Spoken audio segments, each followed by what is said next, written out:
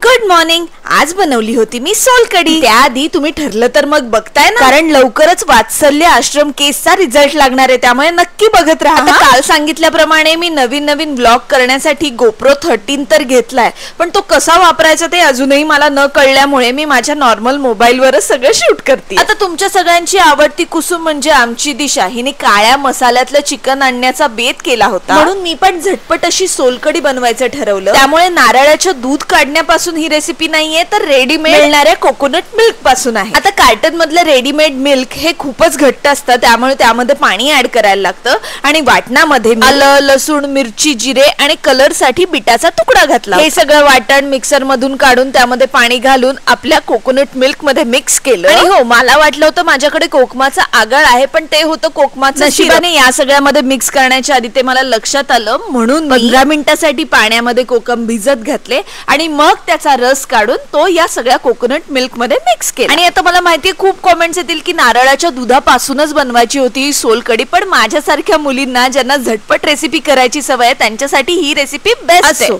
मग या नारळाच्या दुधामध्ये केलं मीठ, कोथिंबीर आणि अजून पाणी ऍड, आणि झाली आपली झटपट अशी सोलकढी तयार. खरंच सांगते, रात्रीच्या वेळामध्ये पटकन 15 मिनिटात ही मी सोलकढी बनवली आणि दुसऱ्या दिवशी लंचला घेऊन जायची म्हणून ती मी फ्रीज मध्ये स्टोअर करून ठेवली. आता काळ्या मसाल्यातलं दिशाने आणलेल्या चिकनची रेसिपी मी लवकरच तुमच्या बरोबर शेअर करेन, पण त्याबरोबर ही सोलकढी म्हणजे आ हा हा हा.